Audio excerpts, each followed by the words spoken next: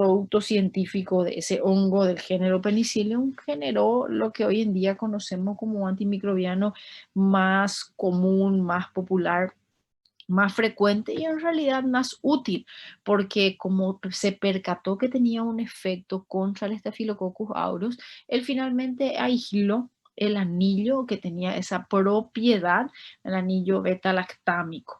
Entonces, esa es la historia casual. Muchas cosas en la medicina ocurren de forma casual. Lo interesante es que él se pudo percatar. Recordar que nosotros debemos ser justamente observacionistas. Esto es una ciencia y como es una ciencia yo debo ver las evidencias. Recuerden, siempre nosotros les enseñamos a aprender lo que está en el libro.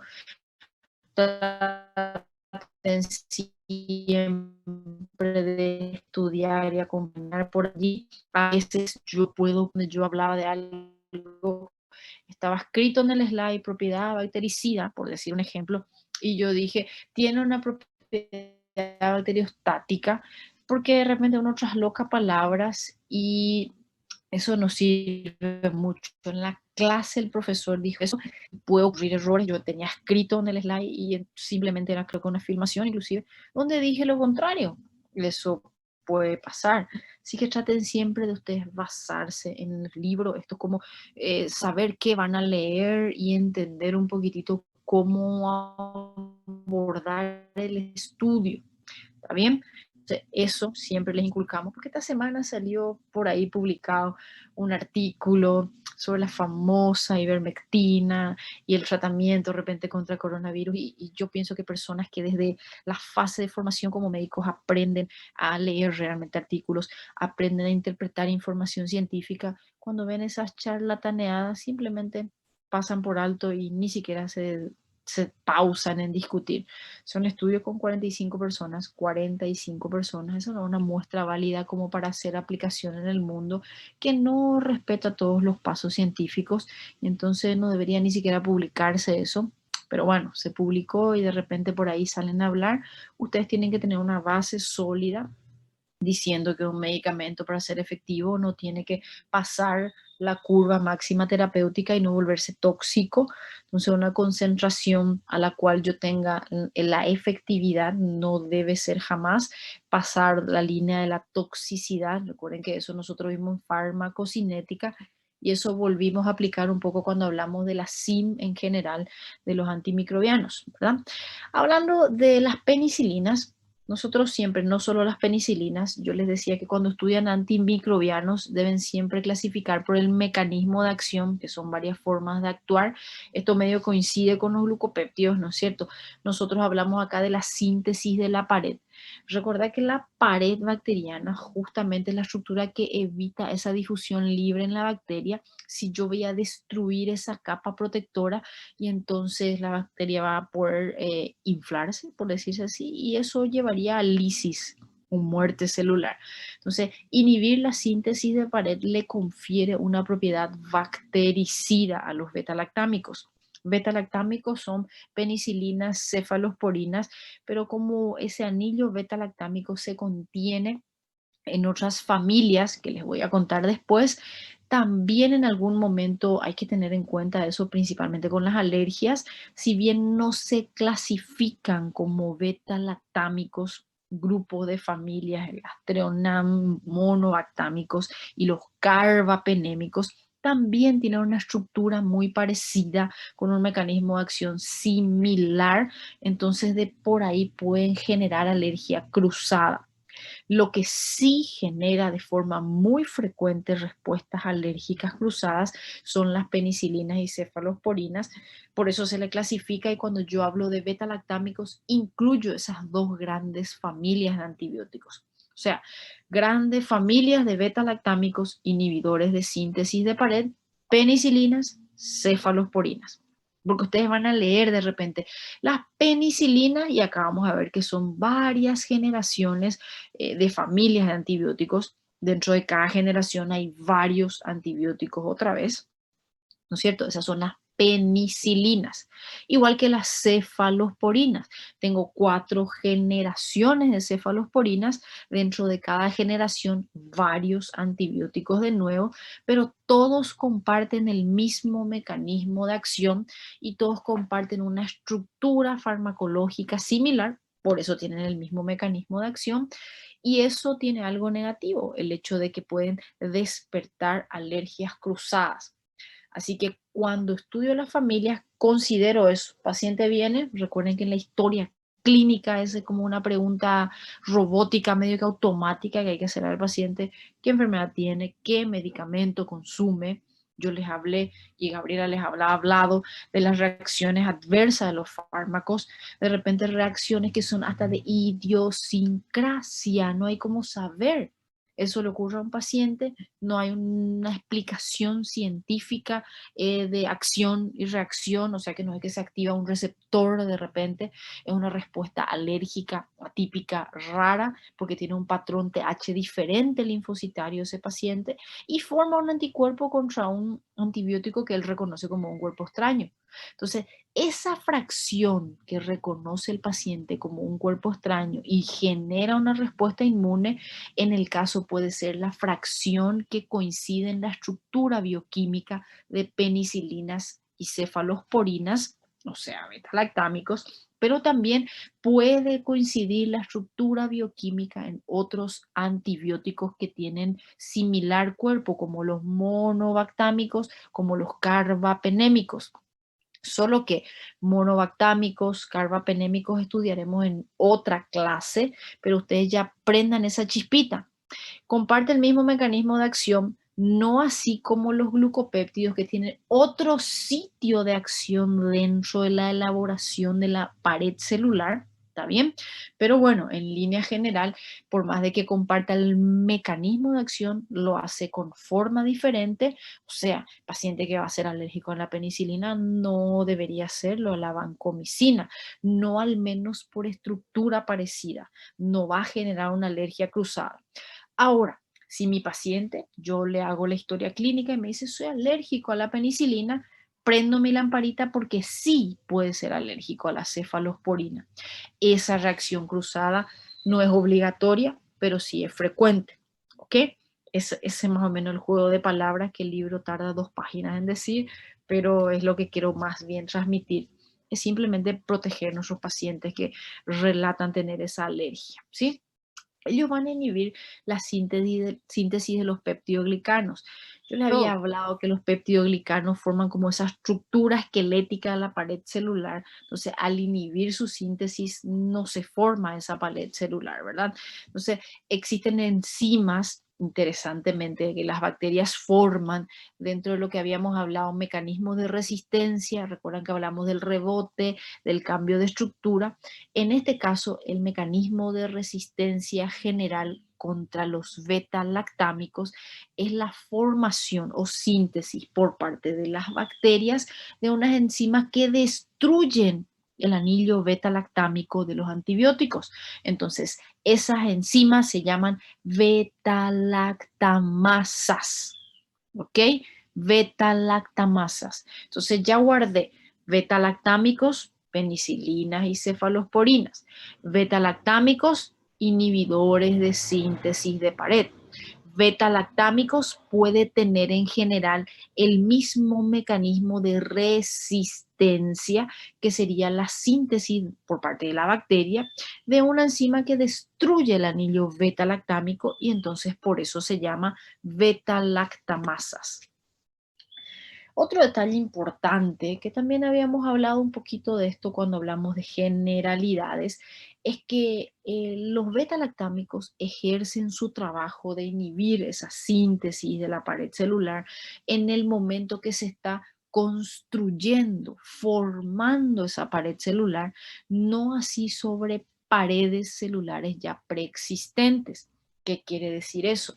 Si bien es bactericida, la forma de actuar de este antibiótico, él es bactericida durante la replicación de la bacteria, o sea, cuando se está formando nuevas bacterias y entonces Para que ejerza ese mecanismo de acción requiere que la bacteria se esté constantemente replicando.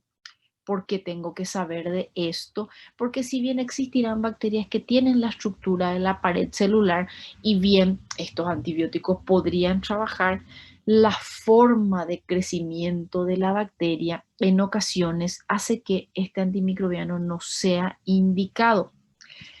¿Qué hablo? Hablo particularmente de bacterias que tienen crecimiento lento. Ejemplo clásico de la vida, hay dos, son las micobacterias. Mycobacteria leprae, Mycobacterium tuberculosis. Lepra o hanseníasis y tuberculosis, ya de entrada yo ya voy a saber que antimicrobianos como beta-lactámicos no se tienen que jamás ni pensar usar. ¿Qué es lo que puede pasar con esas bacterias que tienen crecimiento lento? En el momento que se está replicando, mi paciente está haciendo síntomas. Llamémosle neumonía, como la tuberculosis, ¿bien? O llamémosle la lesión clásica de la lepra.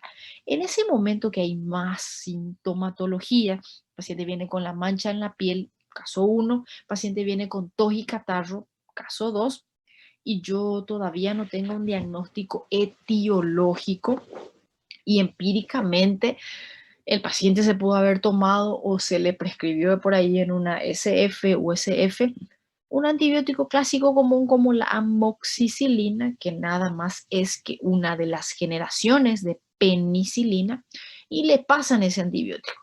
El paciente mejora.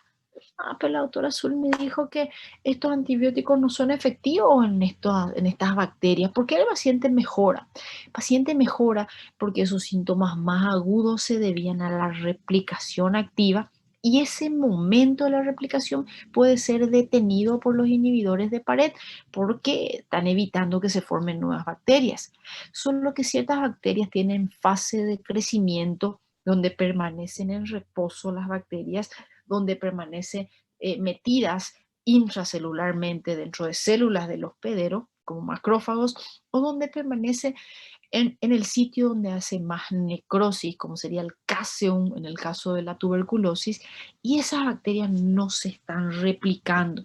Entonces, si no se están replicando, estos antimicrobianos no trabajan, no son efectivos para enfermedades más crónicas que van a tener una replicación lenta, no así en enfermedades que son así efusivas, bastante agudas, como cuadro de una endocarditis por un estreptococo que es sumamente sintomática, como un cuadro de una lesión en piel por un estreptococo, un estafilococo, que es sumamente sintomática, por el cuadro de un cuadro respiratorio agudo, una amigdalitis, una faringitis, una otitis, como estreptoestafilo suelen hacer, o bien una neumonía, como lo hace el streptoneumonía o neumococo.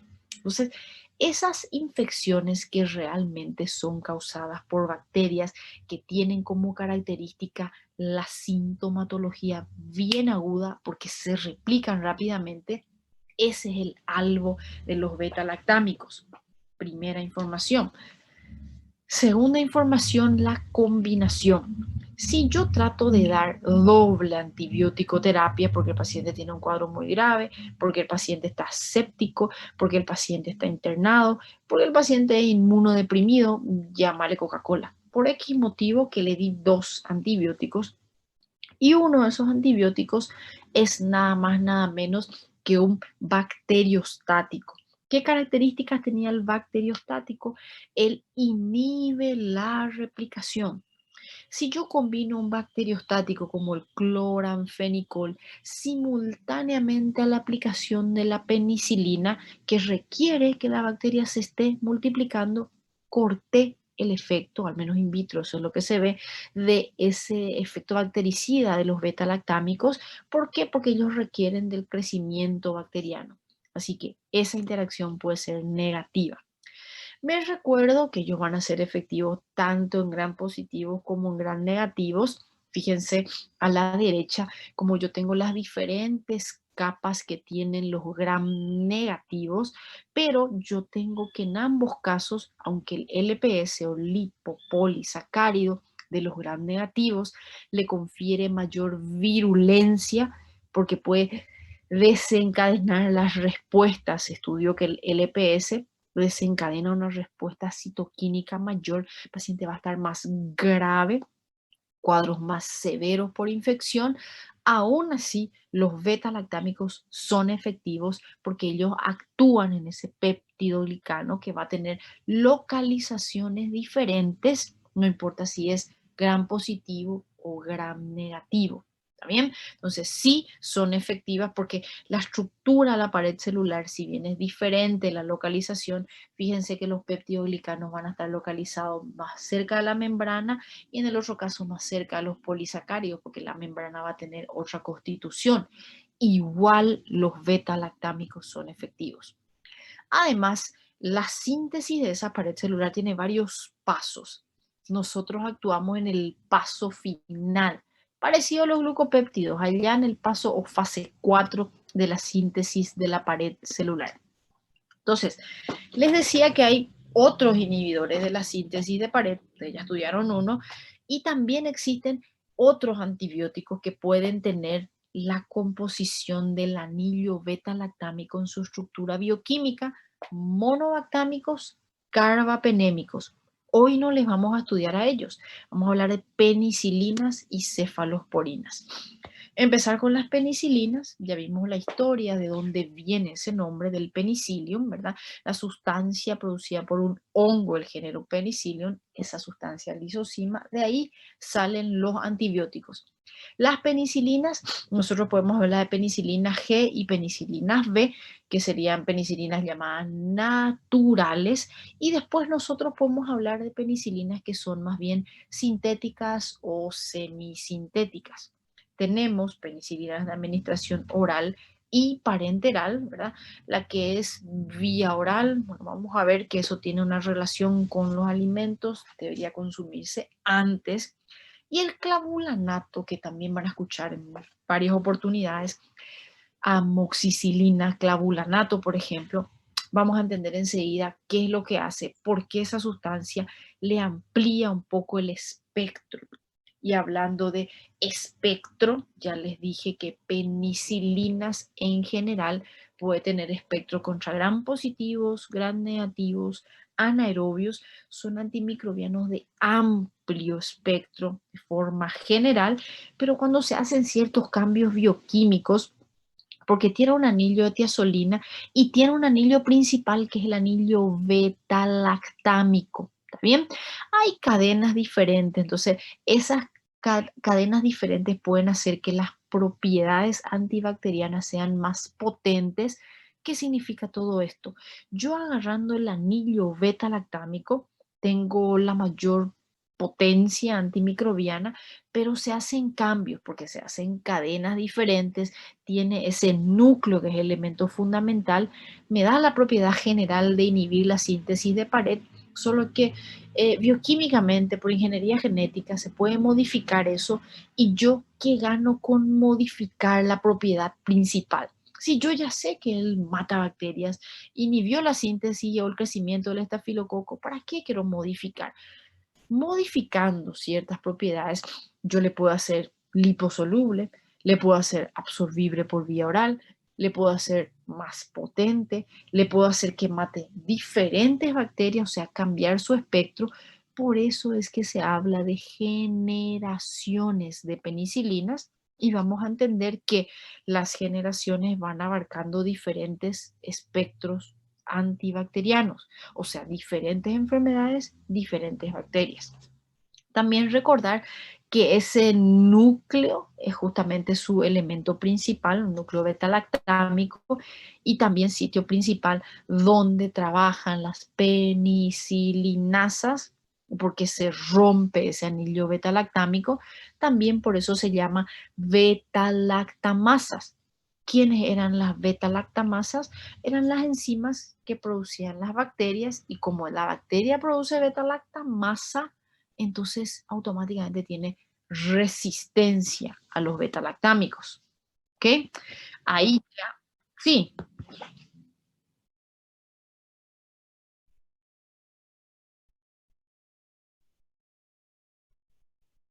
Pues exactamente, y vamos a entender por qué existen generaciones. Usted lo que tiene que saber, lastimosamente un poco de memoria, es un poco de nombres y saber qué generación puede atacar a qué tipo de enfermedad. Las modificaciones me cambian el espectro y graben esa información de beta-lactamasas, porque les voy a hablar más sobre eso. Sí, Ah, então eu não estou entendendo a questão da enzima, da beta-lactamase. vamos A a, ya les bactéria. hablo de una, porque hay un slide para eso, pero para que se comprenda. Ah, sim, doutora. La bacteria, sí, la bacteria tiene resistencia. Ustedes saben que la resistencia puede ser porque la bacteria cambió el receptor. El antibiótico tiene que entrar por un receptor dentro de la bacteria, ¿verdad? Y ahí recién él inhibe la síntesis de pared. Una de las formas sería cambiar esa entrada. Otros antibióticos necesitan un trabajo intracelular y la bacteria forma esa sustancia P que le vuelve a pelotear para afuera, por decir así. Otra de los cambios sería la bacteria cambia su estructura bioquímica, entonces no se reconoce. En el caso contra las penicilinas, la bacteria forma una enzima que rompe ese anillo beta-lactámico que es el núcleo del trabajo general de ellos. O sea, ese es el que le da la propiedad de inhibir la síntesis de péptido glicano. Y no hay pared celular, o sea, mi acción bactericida depende de ese anillo beta-lactámico y viene la bacteria y forma una beta-lactamasa, destruye el anillo beta-lactámico. Entonces, ¿qué va a pasar? Yo le doy mi beta-lactámico y ella ya es resistente. ¿Por qué? Porque la bacteria tiene una enzima, que es la beta-lactamasa, que rompe el antibiótico. ¿Está bien? Esa es una forma de generar resistencia. Recuerdan que hablamos de las culturas, que yo les hablaba, un paciente con fiebre, entro con un antibiótico, pero tomé cultura. La fiebre, acá por ejemplo te dice ejemplos de donde puede haber infección, líquido sinovial, líquido pleural, líquido pericárdico. Doctora, paciente tiene neumonía y tiene un gigantesco derrame pleural.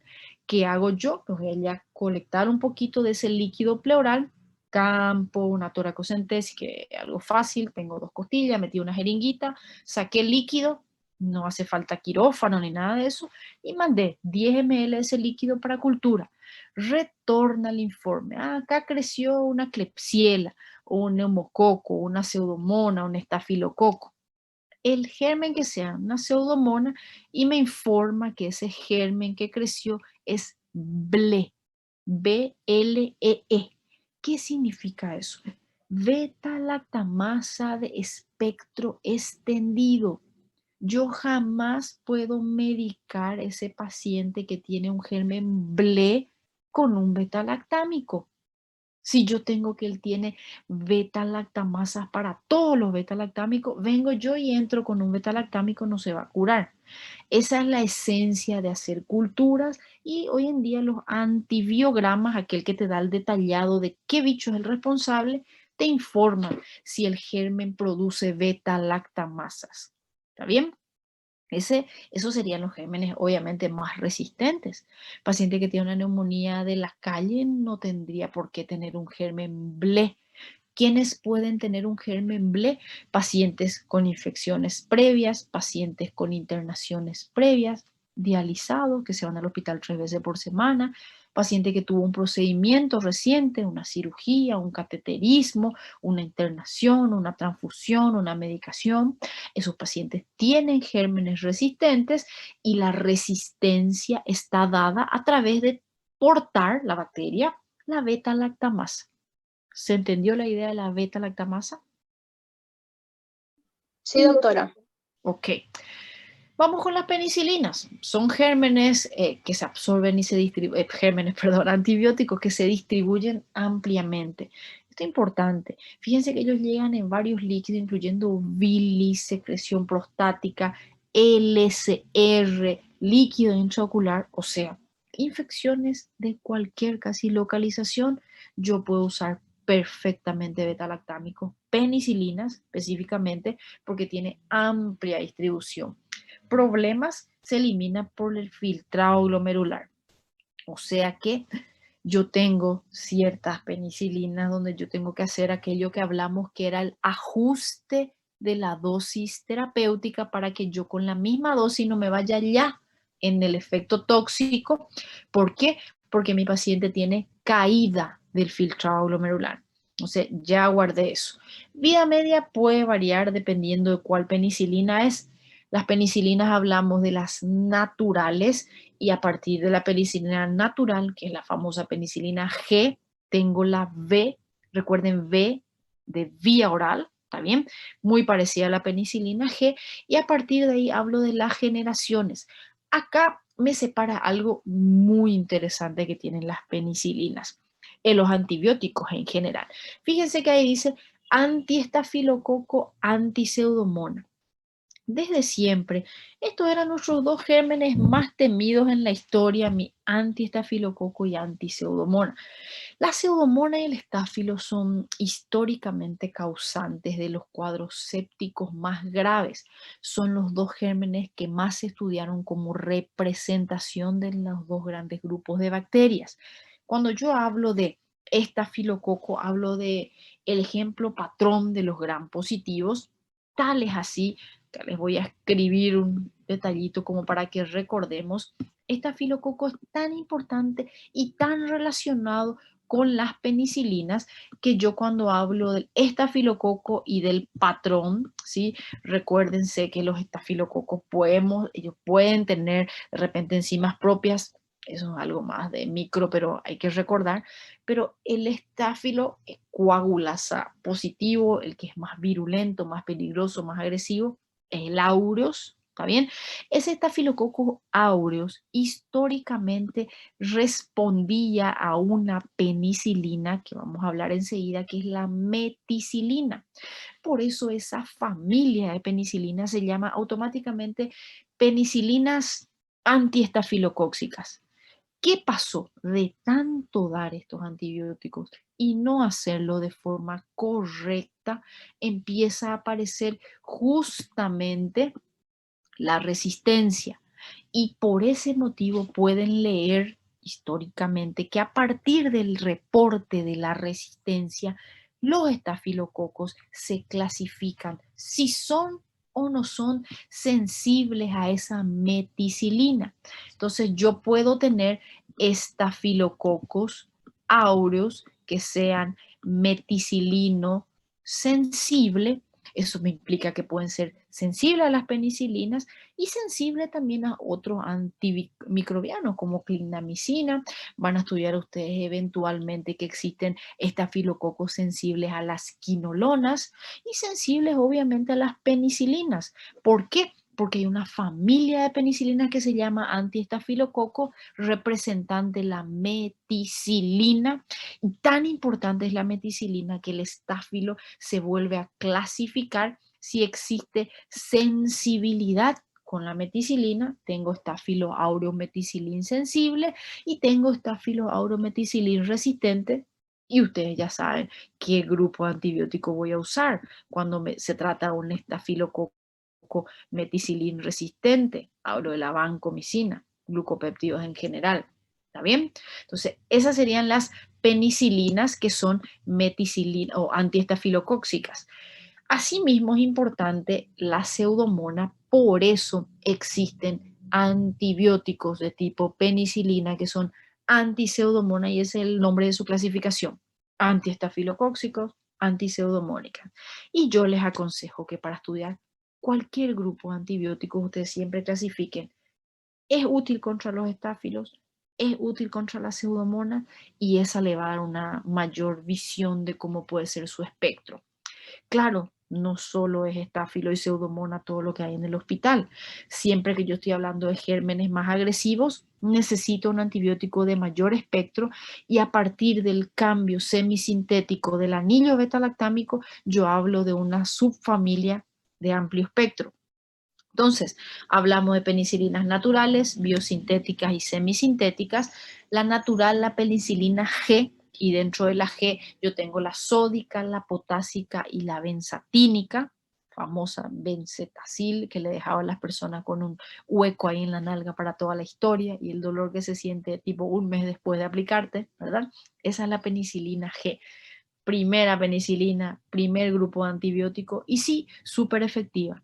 La gente no le quiere usar, tanto es así que se habla de que las alergias a los antibióticos muchas veces no eran alergia, era dolor, era crisis vagal, el paciente se desmayaba por el dolor de la aplicación y decía, ay, tengo alergia. Alergia a la aguja tenía en realidad, no al antibiótico, ¿sí? Muy frecuente, no sé si alguien ya tuvo que aplicarse en algún momento, sabe a qué dolor me estoy refiriendo. Como otra penicilina natural tengo la V, también llamada fenoximetilpenicilina. Es natural, pero es V de vía oral y también existe una penicilina V potásica. Luego hablamos de las semisintéticas, que yo voy a hablar de las antiestafilocóxicas, espectro ampliado y antiseudomónicas. ¿Está bien? Esas serían las penicilinas. Empezamos con las naturales, que es la penicilina G o bencilpenicilina. Esta penicilina tiene un espectro interesante que son para gram positivos, gram negativos, inclusive para cocos y bacilos gram positivos. Y ahí me tengo que acordar un poco de las enfermedades. Me voy a detener en los cocos gram positivos, porque esas son las enfermedades que más frecuentes yo como médico general, ustedes como médico general van a ver. Hablo de los estreptococos, por ejemplo, del grupo B. Hablo del estreptococo del grupo D. ¿Qué enfermedades puede producir un estreptococo beta hemolítico de grupo A, grupo B? Estoy hablando de faringitis, estoy hablando del agalactiae, estoy hablando del bovis o galloliticus, estoy hablando de enfermedades como faringoamigdalitis, inclusive estoy hablando del streptoneumonia, que le da el nombre a la enfermedad más frecuente, neumonía, también se llama neumococo. O sea que esta penicilina es súper efectiva contra el 90% de las infecciones del tracto respiratorio. Faringitis, amigdalitis, laringitis, otitis, sinusitis, donde estos gérmenes son los más frecuentes. ¿Está bien? Penicilina G, penicilina natural. Problema de la vida con esta penicilina. No se absorbe por vía oral, solo existe presentación inyectable. Y recuerden que la mayoría de los reportes de alergia que van a recibir ni siquiera son fenómenos inmunológicos. No estoy hablando de hipersensibilidad, no estoy hablando de shock anafiláctico, estoy hablando de dolor al inyectar. Entonces, siempre pedir que te describa cómo fue el episodio de alergia, porque fíjense que el espectro de la penicilina G es fantástico. Todos los estreptos prácticamente, inclusive hablando de los gram negativos, fíjense que germen está ahí. Neisseria meningitis. Sí, meningitis grave se trata con penicilina perfectamente. ¿Por qué? Porque después del meningococo, germen que se puede presentar es el estreptococo. Y yo cuando empecé la introducción dije que tiene buena distribución, que llega al LCR y me mata los dos gérmenes frecuentes. O sea que la penicilina de primera generación, que es la G, perfectamente puede exterminar una enfermedad tan grave como la meningitis. Vivimos en la época de los antivacunas, dentro de las primeras grandes vacunas que se le pone al bebé, aquella que le da dolor para 5 días, se coloca en el muslito del bebé, famosa Penta, ¿sí? Aquella vacuna que me voy a colocar inclusive cuando soy adulto en el colegio y después se continúa colocando siempre la antidifteria que va junto con la antitetánica. Simplemente yo con la penicilina puedo eliminar el Corynebacterium. Imagínense su potencia. Y ya que hablé justamente de gram negativos, los anaerobios, dentro de ellos los esporulados, que producen una enfermedad tan grave como el tétanos, está el Clostridio tetani, también la penicilina puede ser su antibiótico de elección. Penicilina G, ni siquiera penicilina sintética. Entonces, meningitis, faringitis, neumonía, pero ojo, estoy hablando de neumonía por neumococo, faringitis por estreptococo, meningitis por meningococo, tétanos. ¿Bien? Esas son enfermedades en donde mi penicilina de primera generación constituye antibióticos de elección. Este es un concepto que hay que manejar. No es de elección porque yo elijo porque se me ocurrió que la penicilina tiene que ser primera línea. No, es de elección porque ese germen productor de esa enfermedad está ahí dentro del espectro de este antibiótico. Otras enfermedades que también son frecuentes son las producidas por espiroquetas. Acá tengo dos enfermedades famosísimas, una relacionada a las famosas inundaciones, relacionada a los ratones, estoy hablando de la leptospira, y otra relacionada que es una de las infecciones de transmisión sexual más prevalente, más frecuente, que hasta inclusive puede causar daño en el bebé si de por ahí es una gestante la que adquiere esa enfermedad. Estoy hablando del treponema pallidum. ¿Recuerdan qué enfermedad produce el treponema pallidum? ¿Saben? ¿No saben? Sífilis. Sífilis. Sífilis. Sífilis. Enfermedad grave, frecuente, fatal e inclusive degenerativa. Se trata con penicilina de primera generación. Fíjense todo lo que hablamos: difteria, meningitis, neumonía por neumococo, faringitis por estreptococo, endocarditis por el otro estreptococo. Bien, sífilis, leptospirosis, tétano y claro, por ahí me puedo meter una actinomicosis, una osteomielitis y ojo, yo hablé que llega al hueso. Enfermedades graves perfectamente se pueden tratar por penicilina G. No solo se pueden tratar, sino que constituye su fármaco de elección. ¿Está bien? Forma parte de su espectro. Un antibiótico bactericida, un antibiótico de amplio espectro, un antibiótico barato, natural. Importantísimo, forma parte de nuestra primera línea de antibióticos, siendo que una penicilina benzatínica te cuesta 10 reales y una vancomicina 200. Fíjense la diferencia. Siempre y cuando el germen esté incluido en su espectro, es fantástica la penicilina G. Yo la adoro. Lo negativo ya hablé, solamente parenteral, no hay vía oral. Opa, pero ahí aparece una penicilina que es resistente a ese ácido clorhídrico del estómago, que es biosintética, pero también se puede considerar natural. Ella es hidrosoluble, se puede administrar entonces por vía oral. Estoy hablando de la penicilina B. Yo cuando leí esto, y bueno, le quería matar a mi pediatra que me recomendaba penicilina G, que es inyectable, que casi me dejó llorando por meses, solo que después le perdoné cuando leí que por más que el espectro sea similar a la penicilina G, no está indicada para tratar infecciones más graves. Entonces, no podemos generalizar. ¿Para qué serviría entonces una penicilina similar al espectro de penicilina G para dar secuencia? Repito, todas esas infecciones graves de esos gérmenes incluidos en el espectro de penicilina G, que es la natural, que es primera generación, pero parenteral, no puedo tratar con la penicilina B. No se recomienda tratar enfermedades más graves. ¿Para qué serviría? Para dar continuidad del tratamiento, ¿está bien? Para pacientes que tuvieron vía parenteral. Se puede usar igual para profilaxis de enfermedades streptocócicas, paciente que tiene infección frecuente. Para eso sería nuestra fenoximetilpenicilina o penicilina B de vía oral. A partir de aquí, hablamos de una segunda generación, que son las penicilinas semisintéticas. Estas penicilinas semisintéticas, recuerdan que les hablé de la penicilinasa, que sería nuestra beta-lactamasa. Le hace algo interesante.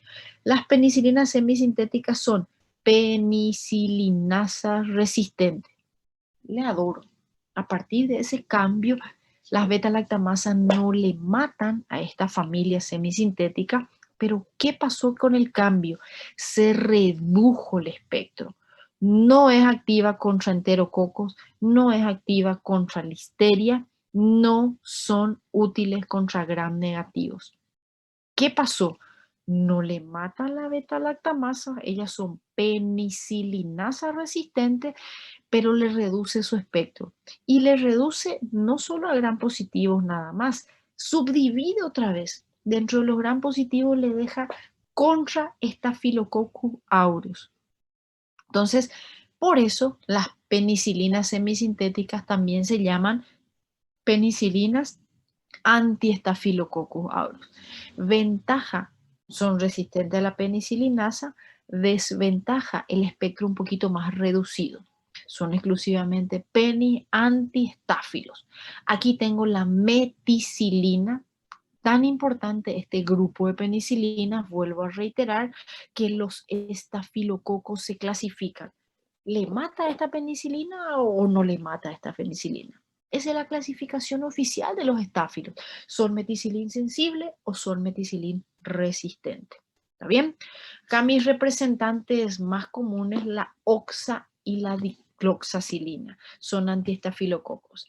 Anillo resistente a las beta-lactamasas, indicado para infección de estáfilos.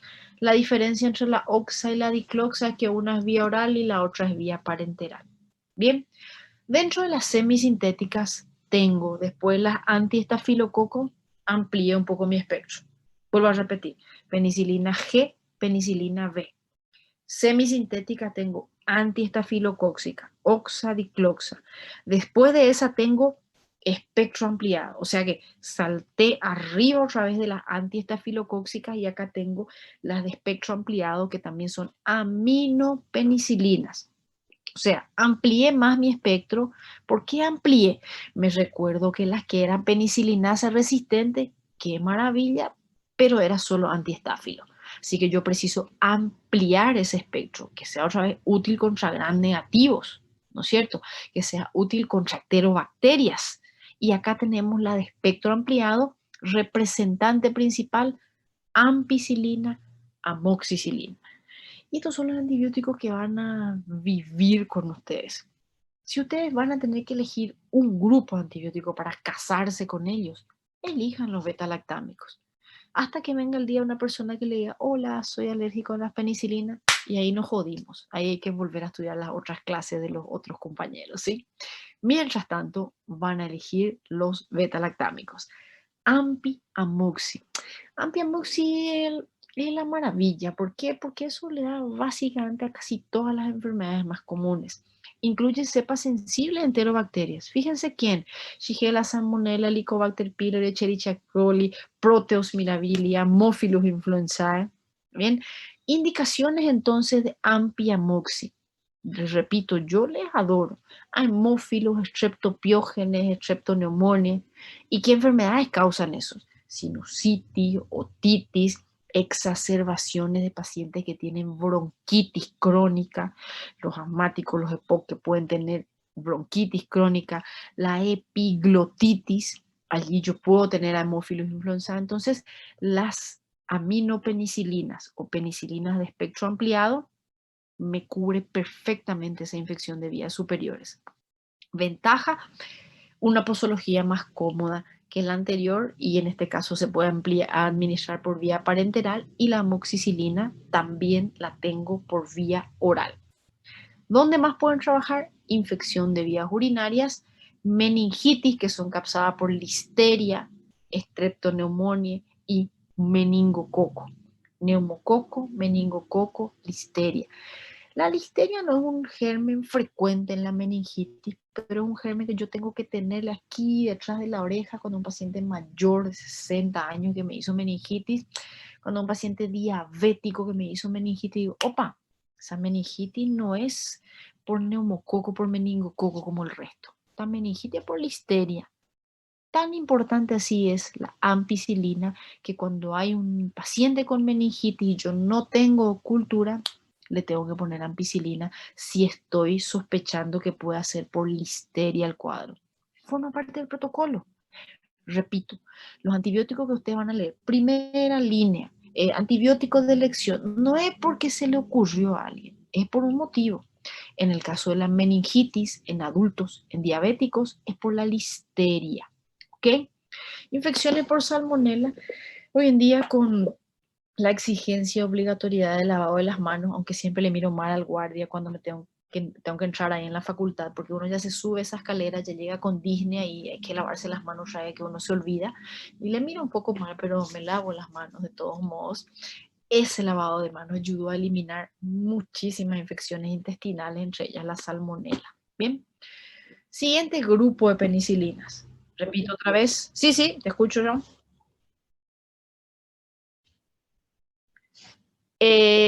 Ellas pueden ser lastimosamente víctimas de las beta-lactamasas, enseguida te doy una solución.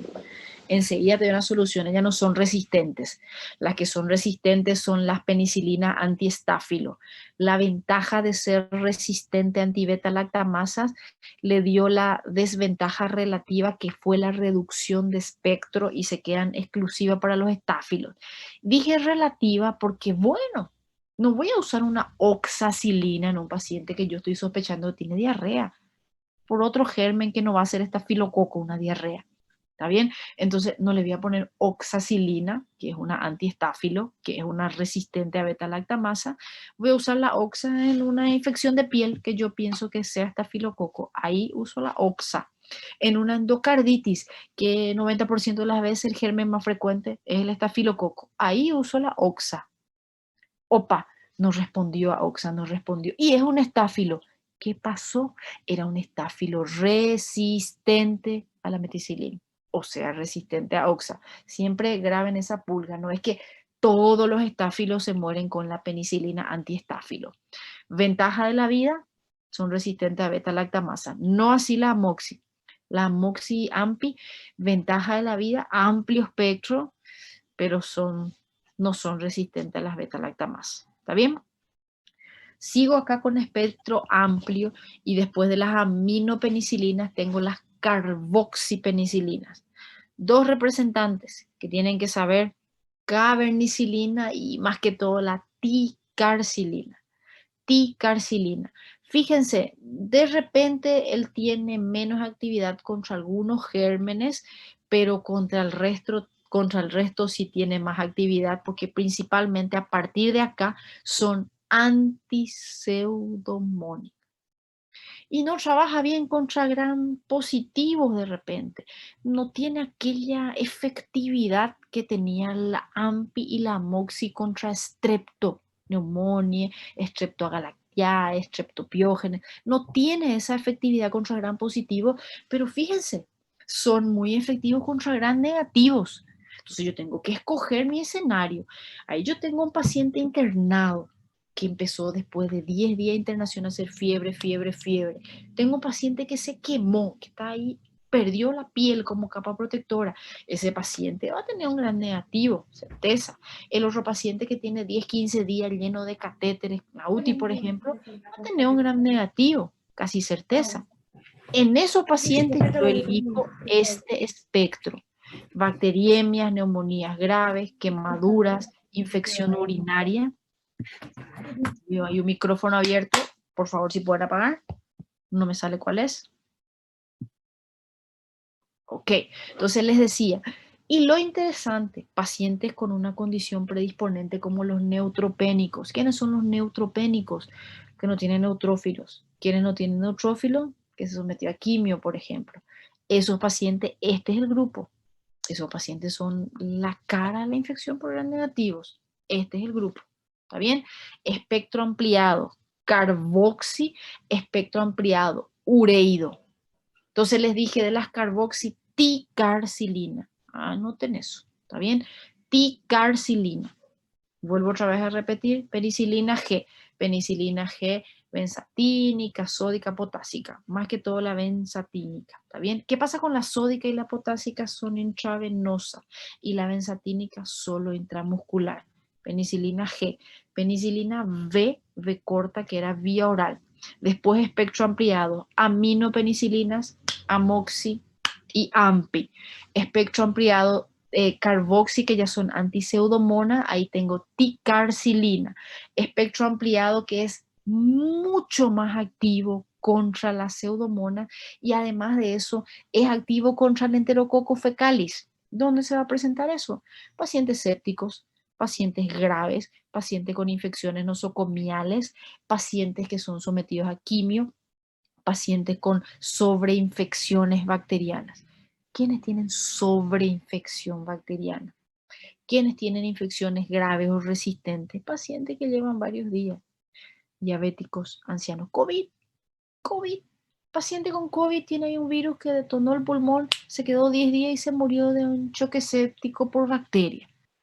Ahí el familiar dice, ¿cómo así? No se murió de COVID, se murió de choque séptico.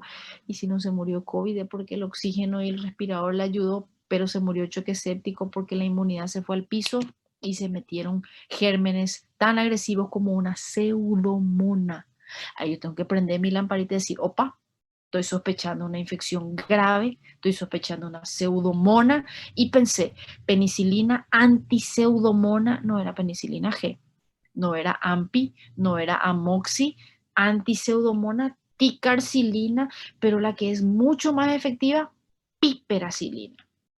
Piperacilina es una penicilina ya de cuarta generación prácticamente. ¿Por qué? Porque es semisintética, de espectro ampliado, antipseudomonas. Entonces el espectro es mucho más amplio. Tiene listeria, tiene enterobacterias, tiene enterococcus fecalis, tiene bacteroides, son infecciones. Estos gérmenes están en infecciones nosocomiales, en infecciones graves, ¿sí? En pacientes que tienen sobreinfección, en pacientes inmunocomprometidos, piperacilina, piperacilina, ¿ok? ¿Entendimos más o menos dónde voy a usar? Porque si bien alguien te dice piperacilina, espectro amplio, y le coloco pípera para el dolor de garganta, no va a funcionar. No va a funcionar. Ay, pero no era el espectro ampliado. Espectro ampliado para gérmenes específicos. Para pseudomonas, el dolor de garganta no es una pseudomona, es un estreptococo. Ahí necesito una penicilina G o una amoxicilina. ¿Ok? Ahora, en paciente grave, con neumonía, con broncoaspiración, séptico, neutropénico, inmunodeprimido, diabético mal compensado, ese, pensé pseudomona, ese, piperacilina. ¿Ok? ¿Se entendió la esencia? Más o menos en qué tipo de pacientes uso las generaciones. ¿Sí, no? Sim, doutora. Tal vez. Desventaja de la vida. Primero que sea antipseudomonas, ¿verdad? Entonces yo digo, bueno, antipseudomonas, enfermedades más graves, enterobacterias, ahí ya me casé con la piperacilina, le quiero dar a todo el mundo. Tengo tres grandes desventajas. Primero que es solo intravenoso, aunque si el paciente está grave, yo le voy a decir, señor, abra la boca y trague su comprimidito, por favor, déjese de estar a punto de morir y tome su comprimido vía oral. No le vamos a dar vía oral, que el intestino está hinchado, que la absorción va a ser incompleta, que la perfusión del intestino no está buena. Yo aprendí eso en clase de farmacocinética. Paciente en choque, paciente grave, paciente con volumen de distribución, hipoalbuminémico, paciente grave no es para vía oral, es para vía intravenosa. Así que el hecho de ser solo intravenosa no me parece tan complicado. Paciente grave va a hacer uso de intravenosa. Desventaja que así a mí sí me preocupa. No tiene concentración suficiente en meninges. Ah, pero creció un germen sensible a pípera. Todo bien, pero pípera no llega a las meninges. Entonces no es el antibiótico de elección cuando estoy sospechando un cuadro meningio. Bien, y otra desventaja que yo no entendía antes de hacer asistencialismo, estudié farmacología y ni me acordaba que era importante eso, que sea costoso. Hoy en día cuando llamo a la farmacia me dicen, no hay piperacilina. Y me da un dolor de cabeza y de todo el alma porque el paciente puede usar 4 frascos por día. Ah, pero cuesta 100 real cada uno. Ok, el tratamiento es 2 semanas. Usa 400 reales por día. Son 6.000 reales de tratamiento. Y ese es un medicamento de los 100 que necesita. Y ahí todo el mundo tiene un 4.000 en su bolsillo para comprar un antibiótico. No.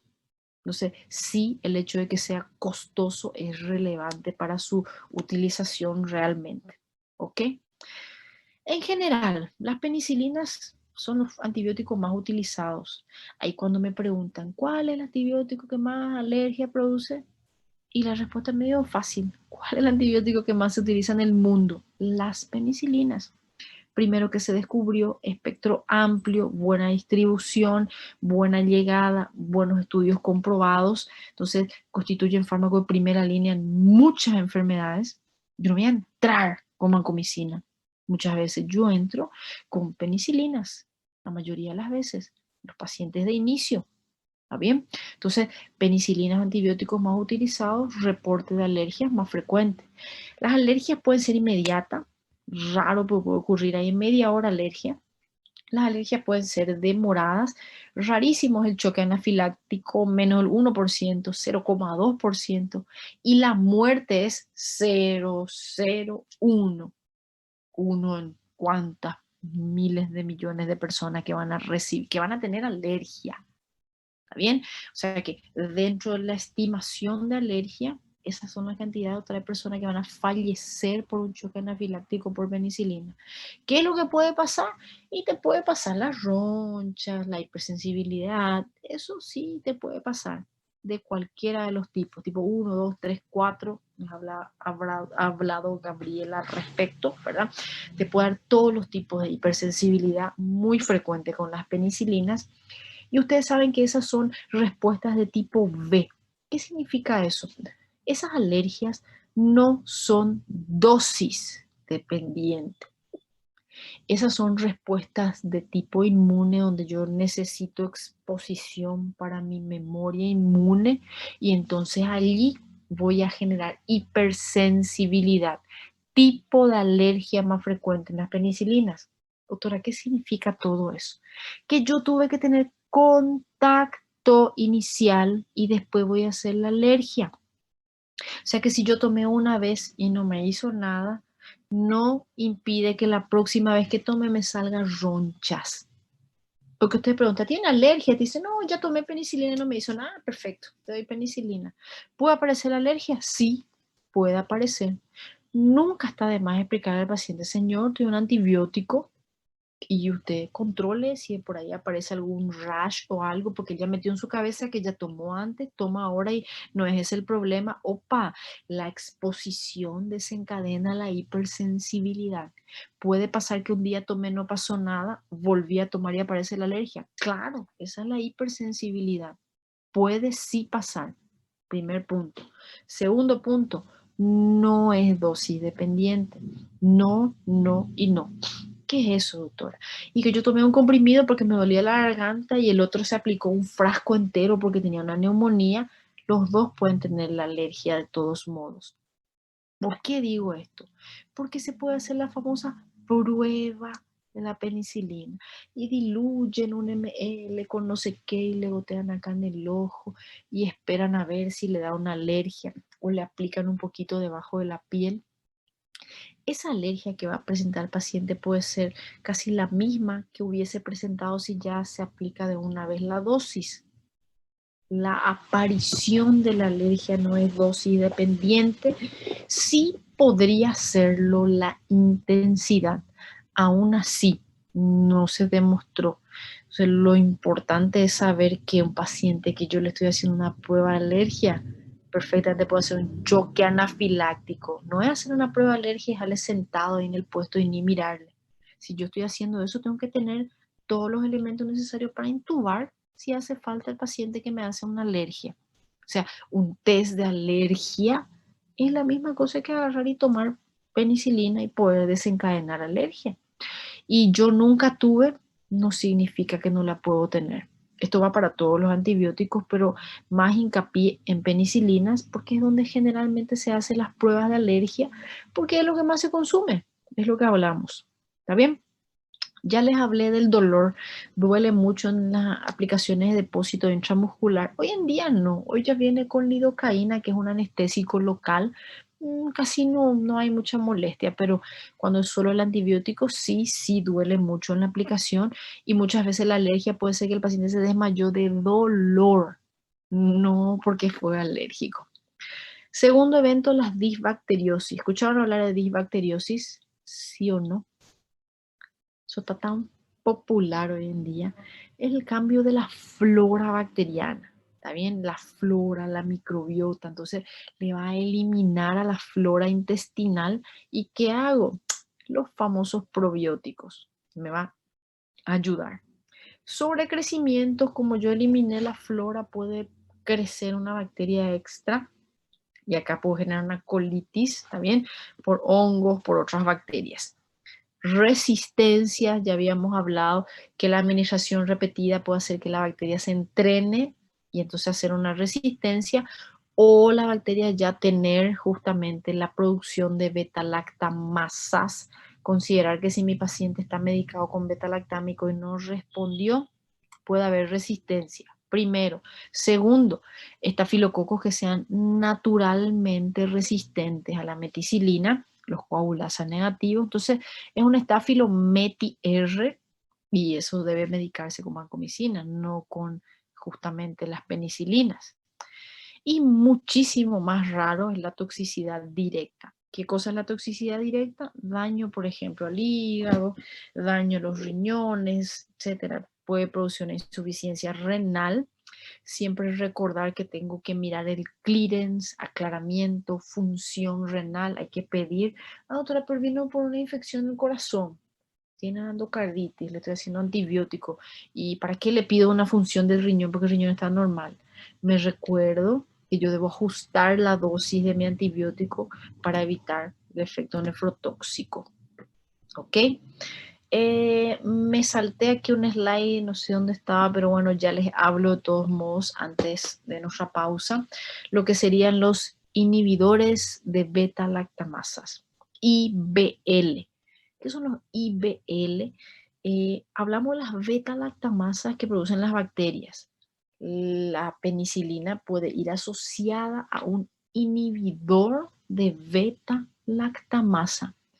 Ese, por ejemplo, es el clavulanato o ácido clavulánico. Eso, por ejemplo, es el sulbactam. Eso, por ejemplo, es el avibactam. Eso, por ejemplo, es el tazobactam. Por eso van a ver muchas veces, acá le pongo el nombre de mi penicilina favorita, piperacilina. Ella siempre viene con el tazobactam. ¿Qué cosa es el tazobactam? Inhibidor de beta-lactamasa. Yo tengo mi bacteria que produce beta-lactamasa, ahí yo le doy, junto con mi antibiótico, un inhibidor de beta-lactamasa. Esa beta-lactamasa no le va a destruir a mi antibiótico. Entonces, al combinar una penicilina con un IBL, yo amplío su espectro. Pena que las bacterias a veces son más inteligentes y producen BL de espectro extendido. Nos rompen, pero eso puede pasar. ¿Se entendió lo de los IBL? Inhibidor de beta-lactamasa. No es un antibiótico. Él es un acompañante de la penicilina que inhibe las beta-lactamasas. Las beta-lactamasas son las que producen las bacterias. ¿Ok? Bueno, creo que hablé un poquito extra. Nos tomamos 20 minutitos, 15, 20 minutitos, preparamos un café y regresamos enseguida con la segunda parte, que es más cortita. ¿Está bien? Sí, Doctora, después se puede hacer una pregunta al volver. Por supuesto, puedes tirarme acá en el chat si querés privado y ahí yo leo y aclaro al regreso sin problema. Ok, doctora, gracias. Dale, dale.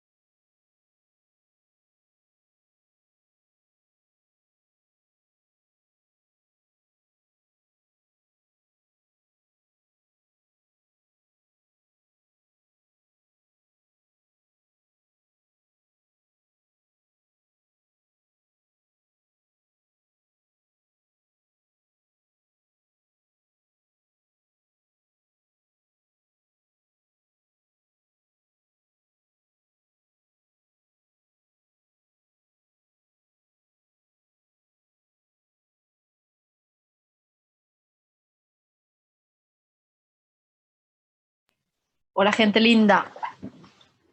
Estoy de regreso aquí. Olá, doutora.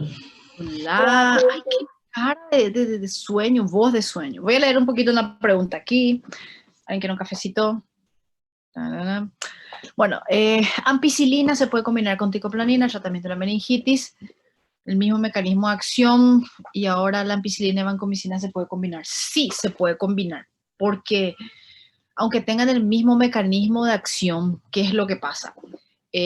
Cambia el espectro y ampicilina, dependiendo qué enfermedad estás tratando. En el caso de la meningitis, estás haciendo la ampicilina exclusivamente para tratar la listeria, que no está incluido en el espectro de vancoteico. Entonces sí se puede combinar para ampliar el espectro. En ciertos casos, ciertas enfermedades, yo voy a hacer esa combinación. ¿Está bien? Pero ya expliqué que no son todos los pacientes donde voy a sospechar que ese sea el agente causal. Entonces, en algunos casos particulares sí es una combinación. Hay combinaciones así de antibióticos que uno dice, yo aprendí este antibiótico para gram positivo y de por ahí me tiran 2 combinaciones. A veces se puede hacer eso inclusive para potenciar el tratamiento. Pípera metro.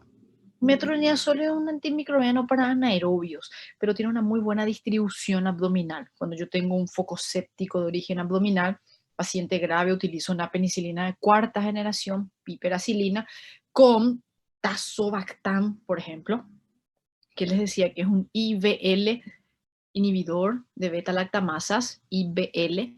Entonces, piperacilina, tazobactam, y le coloco a piperacilina, tazobactam, metronidazol. Pipera ya tiene un amplio espectro contra anaerobios, pero se amplía un poco su espectro, se potencia y causa sinergia si yo le coloco un antimicrobiano que yo sé que tiene buena distribución abdominal. Es una opción en cuadros infecciosos abdominales. ¿Está bien? Recordar que los IBL no son antibióticos propiamente dichos. Ellos se unen irreversiblemente con las beta-lactamasa, impidiendo que destruya al antibiótico de tipo beta-lactámico. Pero también les hablé que las bacterias pueden producir beta-lactamasas de espectro extendido, ese primero X después. Entonces, ese espectro más amplio lo que hace es que la beta-lactamasa sea otra vez resistente al IBL. O sea, si me informan una Escherichia coli ble, yo no le puedo medicar con ningún beta-lactámico, no importa si es piperacilina. Aún así, esa Escherichia coli va a ser resistente. Es un problemón, porque imagínense que ahí me quedo prácticamente nula de antibióticos, porque esto no es techo de antibióticos, la piperacilina uniendo en el tazobactam, prácticamente llego allá arriba, y si yo corté esa posibilidad, y no voy a poder mejorar al paciente muchas veces. Los gérmenes que son BLE implican un cuadro clínico de mayor gravedad. ¿Está bien? Cefalosporinas, van a escuchar hablar de las famosas generaciones de cefalosporinas. Acá yo tengo una céfalo de primera, segunda, tercera y cuarta generación. Así como habíamos hablado de los nombres de las penicilinas, acá es algo similar. Yo más bien quiero que ustedes entiendan el enfoque que se da, ¿verdad? ¿Qué pacientes voy a usar? ¿Cuáles son las indicaciones más relevantes, importantes? Porque eso vamos a ir aprendiendo a lo largo de la carrera en sí, ¿verdad?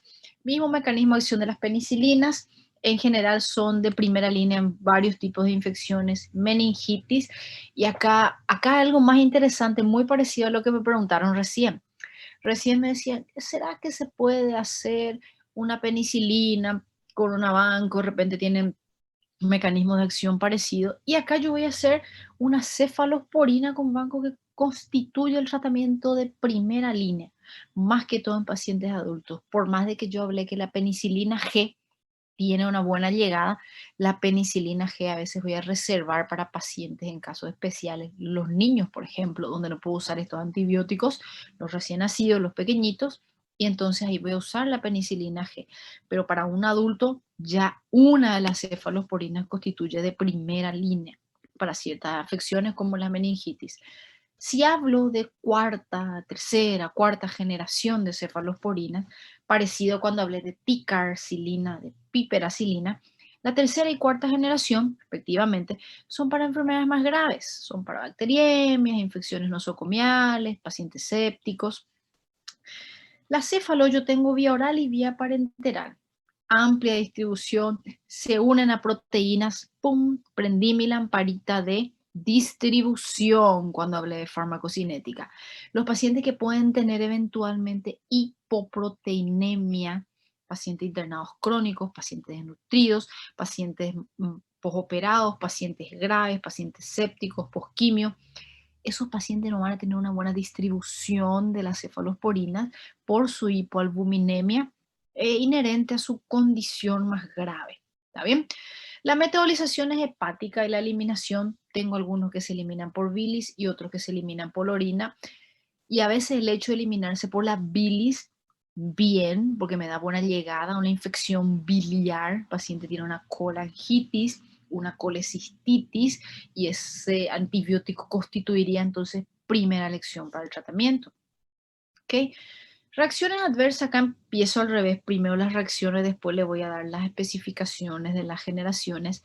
Fíjense esa mano, ¿qué es lo que pasó ahí? Hay una necrosis, una tromboflebitis y muchas veces un tejido necrótico por inoculación errónea.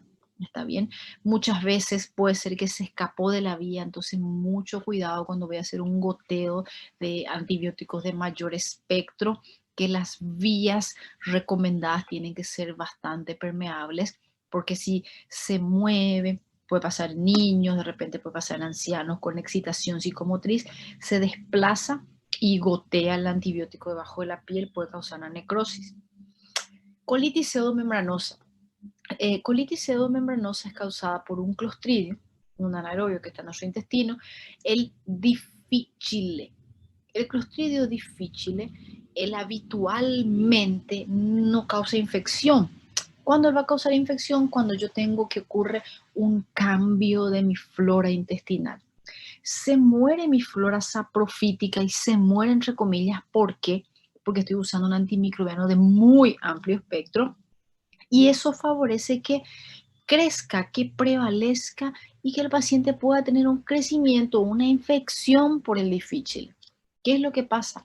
El clostridio hace una colitis llamada pseudomembranosa, donde el paciente, además de tener diarrea, esa diarrea va a contener parte de esa mucosa intestinal que son las gleras, y eso puede llegar a sangrar, lesionar y hasta perforar el intestino.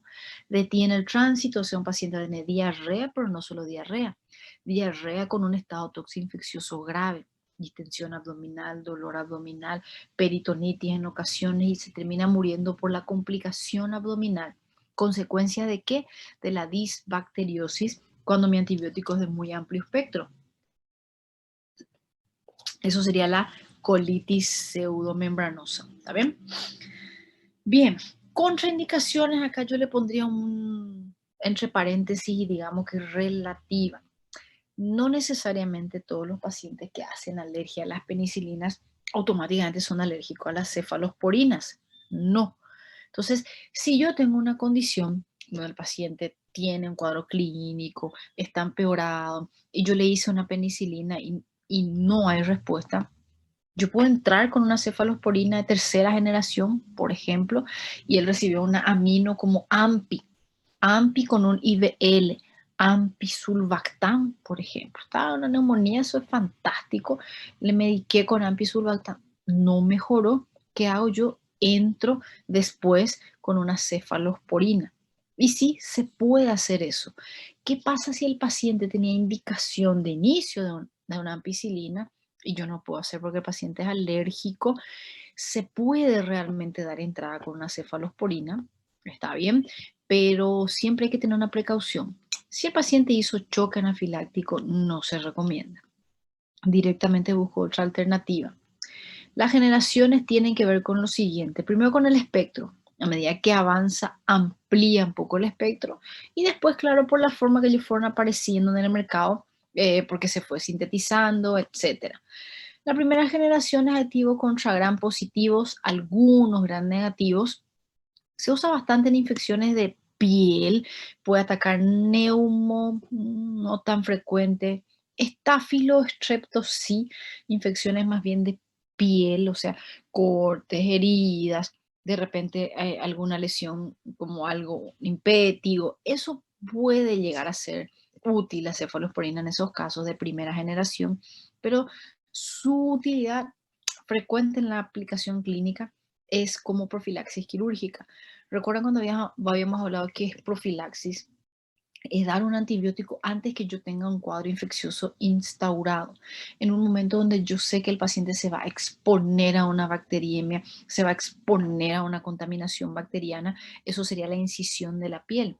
La piel también tiene su flora habitual, el estafilococo, por ejemplo. Si yo llego a hacer una incisión quirúrgica, por más de que sea un campo antiséptico, eso puede favorecer ingreso de gérmenes de la piel al interior. Entonces, estos serían los antibióticos indicados para la mayoría de las cirugías. Y la profilaxis a una dosis, a veces hasta 3 dosis y ya. Eso no es un tratamiento por 10 días. Una dosis muchas de las veces, ¿está bien? Profilaxis. Cefalosporina primera. Cefalotina, un inyectable, una cefaloprimera que se puede usar, pero la más frecuente inyectable es cefazolina. Como nuestra mente tiene un pequeño espacio, entonces yo no voy a pedirles que aprendan todo, cuál es el que le voy a pedir que recuerden o que recordemos, la cefazolina. Ojo, no existe solamente para hacer profilaxis quirúrgica. Cefazolina también se puede utilizar para tratar cuadros como osteomielitis, infección propiamente dicha ya de piel y partes blandas, infección trato respiratorio en parte, urinaria en parte, pero sí, su función principal es piel, profilaxis quirúrgica, es la aplicación más grande. Ventaja de la cefazolina, por ejemplo, puedo usar en las embarazadas. De repente la embarazada no puede usar el antibiótico ideal que un adulto utilizaría en el caso de una infección urinaria, son las quinolonas, y entonces yo acá voy a partir para una alternativa. Cefazolina puede ser una alternativa bastante eficaz en las embarazadas. ¿Está bien? Segundo grupo de antibióticos, acá tengo la cefalexina. ¿Qué es la cefalexina? Continúa siendo un antibiótico cefalosporina de primera generación, espectro similar, diferencia con la cefazolina que era inyectable. La cefalexina es para utilizar por vía oral. No vamos a hablar acá de dosis, no corresponde todavía, eso en su momento van a estudiar. Sepan que es una céfalo de primera, vía oral. Cefadroxilo, y eso ya depende mucho de dónde se utiliza. Yo les voy a preguntar a ustedes, cefazolina como vía parenteral de céfalo de primera, cefalexina como vía oral de céfalo de primera. ¿Está bien? Pasamos entonces a la segunda generación. La segunda generación de antimicrobianos, ¿cuál es la ventaja? Muy parecido a lo que pasaba con las penicilinas. Ellos son más resistentes a las beta-lactamasas. Entonces, mejora un poco más su espectro. Empiezan a cubrir además los gram negativos, no pseudomonas. ¿Okay? O sea, gran negativos, uno dice, mira, infecciones más graves, no pseudomonas. Un poquito menos de actividad contra gran positivo, pero no la pierde. No la pierde. Acá hay Klebsiella, hay Haemophilus influenzae, de repente tiene un espectro mayor, pero a veces yo preferiría reservar si tengo un problema de garganta, una penicilina, es alérgico, ok, esta puede ser una alternativa. Si la alergia no es muy grave, si ya se probó una cefalosporina en el alérgico a la peni y no pasó nada, esta es una alternativa, bueno, contra Haemophilus, puedo intentar. Ver además de cefamandol no vamos usando en Paraguay. Bueno, los nombres que me interesan.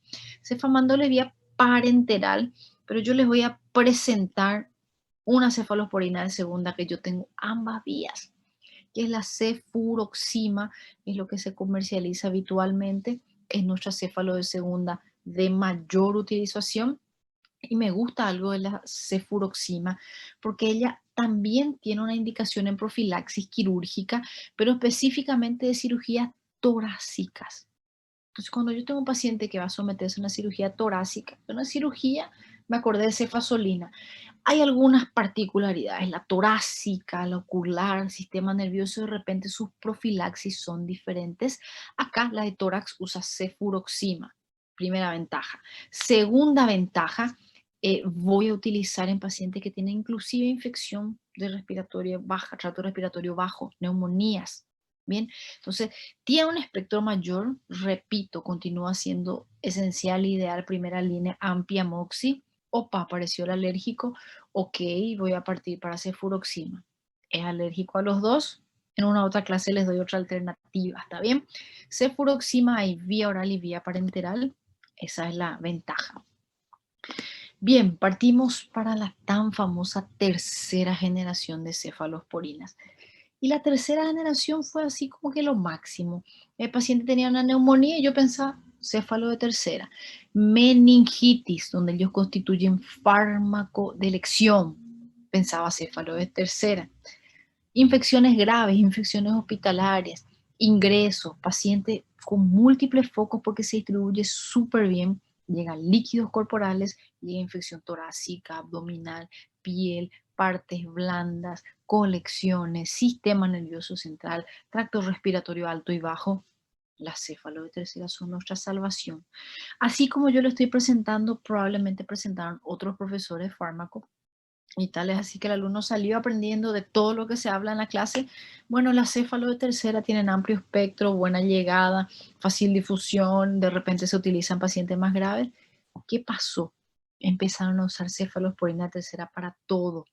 Y era paciente que tiene un dolorcito de garganta, vamos a hacer una céfalo de tercera. Hoy, y me refiero a hoy cuando me refiero a la época actual, en la pandemia, dentro de tantas cosas que no sabíamos qué hacer, uno de los errores que se cometió muy frecuentemente es el paciente entrar al hospital y ya se le inicia antibiótico y el paciente tiene una infección viral, y un virus, ahí no una bacteria. ¿Y qué antibiótico optaban? Optaban por el antibiótico ideal para las neumonías que se tienen que internar. Me refiero a la cefalosporina de tercera. Gente, yo no sé qué va a pasar de aquí a unos 5 años cuando todos los pacientes estén resistentes a nuestra cefalotercera, que era el techo antibiótico. Ustedes empiezan a leer las enfermedades más graves y la mayoría se trata con cefalosporina de tercera generación. ¿Y ahora qué pasó? Y ahora todos los pacientes reciben cefalo de tercera para cualquier huevonada y va a pasar que vamos a ser resistentes. Eso, comentario personal. Bien. Son mucho más resistentes a las beta-lactamasas, también útil contra gram negativos, no es que no sea útil contra gram positivos. Ella de repente, si yo le comparo con un antimicrobiano más específico para gram positivo, como son las penicilina de primera o de segunda, podría quedar más abajo, pero ella sigue siendo útil. Ya va a matar estrepto, ya va a matar neumococo. Bien, entonces es interesante que yo voy a tener sí o sí que saber elegir el contexto. Los pacientes más graves utilizan este antibiótico. No que no sea útil, reitero, repito. Ventaja importantísima. Cruzan LCR excepto cefoperazona. Cefoperazona es una cefalo de tercera magnífica para infecciones intrahospitalarias. Hay cefoperazona hoy en día que tiene un IVL asociado a Vivactan. Es un antibiótico fantástico, carísimo como la ley manda, pero buenísima efectividad, excepto en infecciones del sistema nervioso central. Ahí también hay una excepción que es la cefixima. ¿Qué pasa con la cefixima? Única céfalo de tercera por vía oral.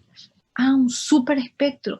Y no, como es la única por vía oral, ya tiene una menor cobertura. Buena para gran negativos, algo de infección gran positivos leves, ¿está bien? Y yo ya les había hablado, voy a usar la vía oral para casos leves, no voy a usar luego mi vía oral para un paciente internado séptico grave en la terapia. Ceftriaxona y cefoperazona se excretan por la bilis. Ya les hablé de la cefoperazona, que es maravillosa, se une a un IVL, buena distribución. La cefoperazona solo no llega al cerebro, todas las demás céfalos de tercera sí llegan al cerebro, pero la cefoperazona, fantástica para otras infecciones. Yo diría que es nuestro top de la céfalo de tercera. Ceftriaxona, sin embargo, es una céfalo de tercera que es más accesible, continúa siendo top. Y ceftriaxona sí llega al sistema nervioso central. No recomendaba lactantes menores, por eso yo hablé que si meningitis es un niño, penicilina. Si meningitis es un adulto, céfalo de tercera. Y el único que es vía oral es el cefixime o cefixima. Cefota. Céfalo de tercera, sí, gente. Ahí me tengo que aprender las 4 o 5 céfalos de tercera que vamos a exponer, porque eso van a ver todos los días. Tratamiento de meningitis producida por Haemophilus más que todo, pero ya se usa en osteomielitis, infección de partes blandas, infección de enterobacterias, es solo parenteral, antibiótico de amplio espectro, pacientes graves, cefotaxima. Bien, ceftriaxona, como les decía, es nuestra primera línea. ¿Por qué? Porque dentro de las cefalosporina tercera es el más accesible. Es un fármaco que está en el listado de fármacos esenciales. ¿Qué es eso? La OMS hizo una lista de medicamentos que ellos consideran que tiene que estar en un hospital. ¿Por qué? Primero, por un costo barato. Segundo, porque son más seguros. Tercero, por una buena eficacia y efectividad demostrada. Cuarto, por sus características farmacocinéticas que le hacen accesibles. Acá la ceftriaxona, la reina, tiene buena efectividad. Ella tiene entre las céfalos de tercera un menor costo, tiene buena distribución y es un fármaco que voy a usar en un paciente internado mayormente. Entonces, ceftriaxona es nuestra representante de cefalosporinas de tercera. Yo les dije que cefoperazona puede tener un espectro mayor, paciente más grave, cefoperazona, pero ceftriaxona en líneas generales es fantástico. Cuando yo estaba tercer año de medicina, 2004, y de repente empecé a hacer prescripciones, evoluciones, la ceftriaxona era el reservado, aquel que tenía que venir al attending a dar un sello como para que se pueda autorizar que se use. Hoy en día se vende en la farmacia. El paciente se puede aplicar, el farmacéutico coloca una ceftriaxona. Error. Los pediatras de repente prescriben ceftriaxona para una amigdalitis. Error por 3. Se utiliza ceftriaxona ambulatorio, con vía tapada, en las casas. Después quieren saber por qué hay resistencia, por qué hay superbacterias, por la pésima utilización de medicamentos como este. ¿Está bien? Primera línea para meningitis, para gonorrea, para neumonías, para infecciones graves. ¿Ok? Recuerden que tiene buena llegada en varias zonas. Ceftriaxona es nuestra representante. Cefitoxima no hay en Paraguay, ceftazidima, y tiene, no dice que se incluye la pseudomonas, pero en in vitro y en la clínica en general, muchos pacientes donde yo sospecho pseudomonas le hago esta céfalo de tercera, esta, no las otras, y sí puede tener efectividad. ¿Por qué? Porque la ceftazidima se reserva ante la sospecha de infecciones por gram negativos en pacientes internados que tengan una bacteriemia, un cuadro grave. Yo uso ceftazidima en esos pacientes. ¿Bien? Entonces, ceftazidima, pacientes graves, infecciones nosocomiales, más que todo por gram negativos. Ceftriaxona, gram positivos, gram negativos, y nuestra representante principal, cefota también, va ahí como de la mano de ceftriaxona. ¿Está bien?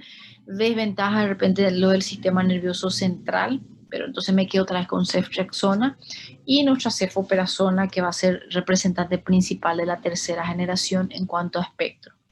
Cuarta generación, y llegamos al techo. No significa que si yo llegué al cuarto, el de tercero no sirve. No.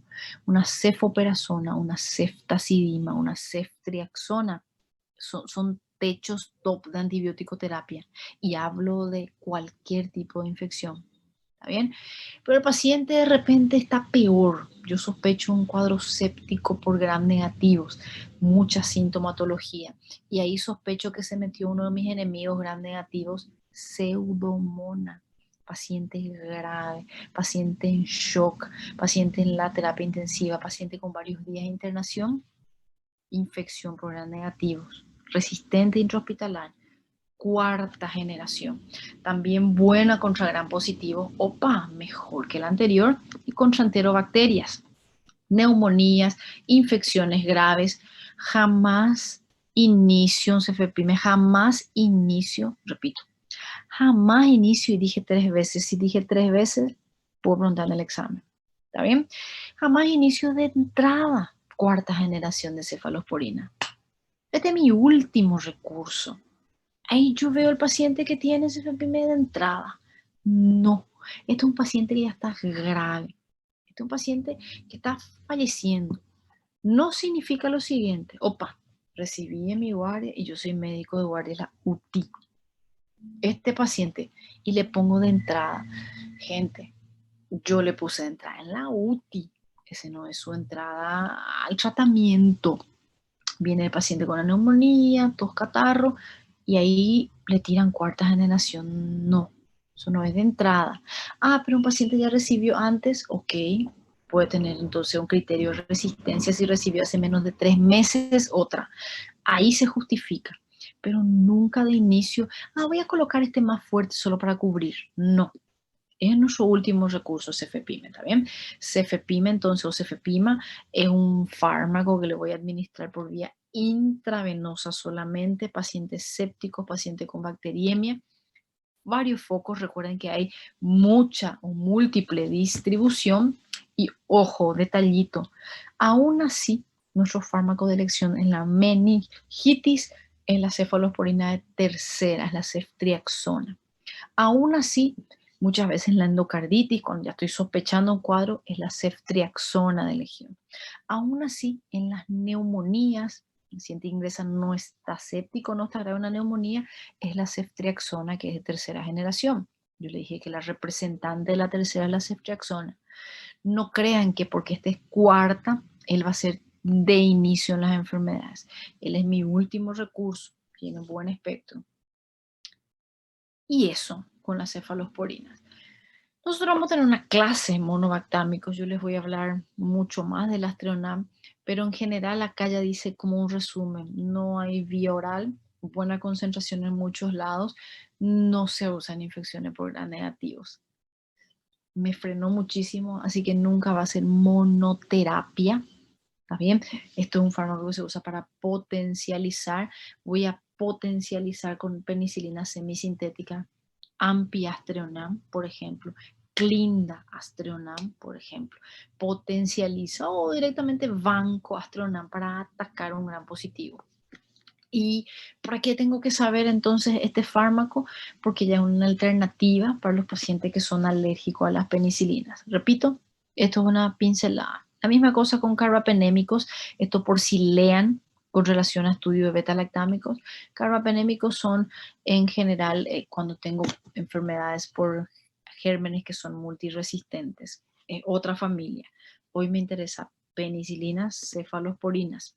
También van en el mismo capítulo otros inhibidores que ya hablaron, de hecho, vancoteico y también bacitracina. ¿Está bien?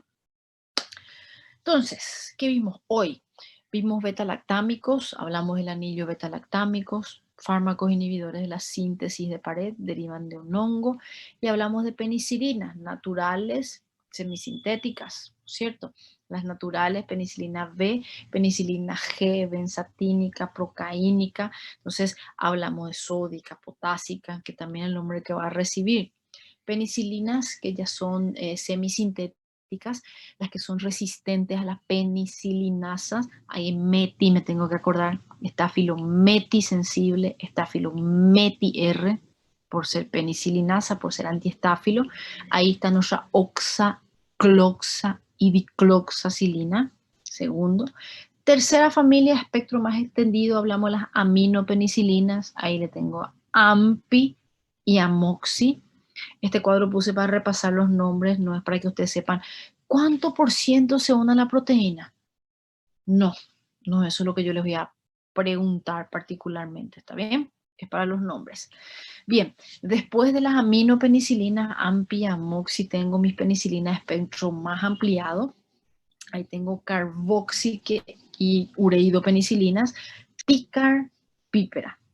Entonces, penicilina G, penicilina B, oxacloxa, dicloxa, aminopenicilinas, amoxi y ampi, después ticarcilina, piperacilina, y se acabaron las penicilinas. Esas son las antiseudomónicas. Cefalosporina de primera, yo le hablé de cefasolina y cefalexina como céfalo de primera, le hablé de cefalosporina de segunda generación, de la cefuroxima, que hay vía oral y parenteral, la céfalo de tercera sí, cefota, ceftriaxona, ceftazidima, cefoperazona y el único vía oral cefixima. No es que no sea útil, es importante para continuar el tratamiento, pero el de la vía oral no voy a usar en el paciente grave. ¿Está bien? y céfalo de cuarta, que es cefepime. Esos serían entonces nuestros antibióticos que hay que repasar. Yo sé que los nombres van a súper confundir, pero hay que hacer una listita en la pared y ahí aprender. Y como me aprendí, aparte de saber los nombres, tengo que saber la dosis de cada uno, cuándo prescribir y de indicar tantas veces. ¿Está bien? No piense que aprendí hoy, ni ayer, ni para la clase. 13 años indicando, entonces se pega un poco en el cerebro. Tranquilos si piensan que es mucho, eso es normal. Para eso es fármaco, para confundir un poco la mente. Si no iba a ser una materia fácil como historia, la medicina. No, tiene que ser algo difícil, ¿verdad? Bien. Ahí, este es el Smithsonian que está en Washington, D.C. Hay épocas sin pandemia, gente sin tapabocas, pero bueno. Ahora continúan ya estando así ese lugar, sin tapabocas otra vez. Ojalá lleguemos a eso, ¿verdad? ¿Alguna pregunta, gente? Espectacular, doctora. El museo es espectacular realmente. No, Estar tu ahí adentro. clase. Gracias. ¿Entendieron? Ya salen de esta clase y ya le quieren mandar penicilina a todo el mundo. Díganme que sí. Sí, pero Escucho. Alguien me preguntó algo ahí. Decime.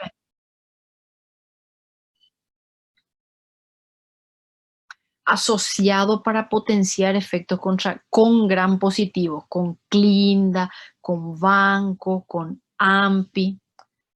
Vamos a mirarnos un poco, pongan por favor, voy a dejar compartir acá, pongan sus cámaras. Ahí nos hablamos un ratito. Eso. Buen día, buen día. Buenas tardes. Luz, cámara, acción. ¿Les gustó la clase? Qué bueno. mucho, profe, muy bueno. Qué bueno, qué suerte, qué bien.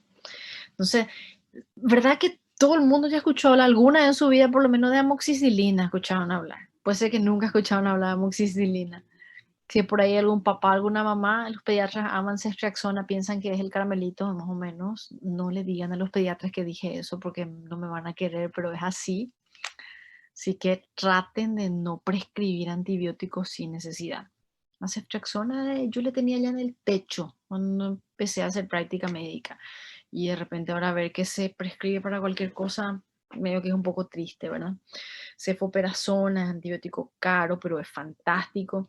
Y la pípera, y les cuento acá un secretito, cuando entré en la residencia, vine acá a este hospital pobre, bueno, llegar a otro país, llegar al hospital acá, no había muchos recursos y tratamos con penicilina desde meningitis, celulitis, neumotora, penicilina para todo el mundo y funcionaba.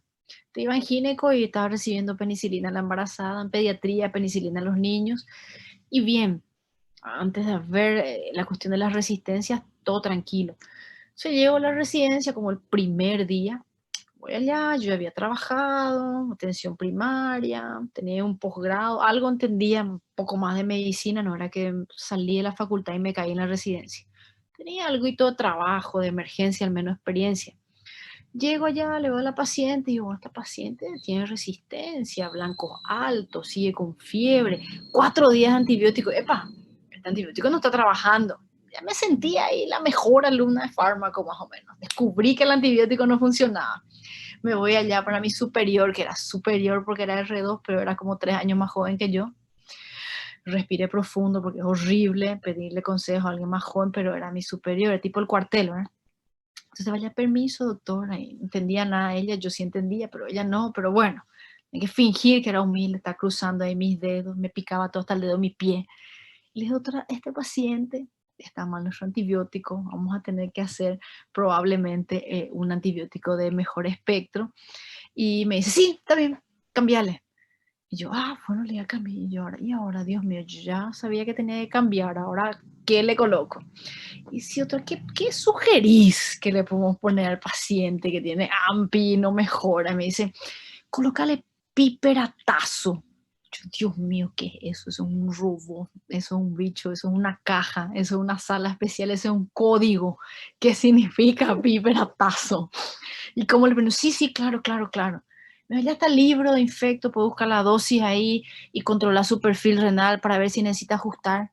Yo entendía eso, pero mi cerebro entendía como si fuera chino mandarín, más o menos. Ahí llegué yo, ¿qué hago? ¿Cómo hago? De repente le he visto a alguien conocido, le digo, ¿qué tal? Sí, piperatazo, ¿qué significa? Me dijo, piperacilina con tazobactam. Y yo decía, ¿por qué no me dijo el nombre del antibiótico? ¿Por qué me tenía que decir piperatazo? Parecía tipo esos tazos que se jugaban en la época, no sé. Tazo, el marido de la taza. Así que sí confunde y difícil que se aprendan los nombres de un día de una vez, pero no se preocupen. Tanto prescribir, hoy en día, ejemplo, se de memoria la dosis de piperacilina dependiendo del clearance del paciente. Paciente con clearance de 10, 20, 30, 40, 50 y más de 50, se de memoria la dosis. Imagínense de tanto prescribir el fármaco y antes no sabía el nombre. Así que son cosas que pasan, ¿está bien? Nadie nace caminando, no se preocupen que van a pasar esa etapa. Lo más importante es pasar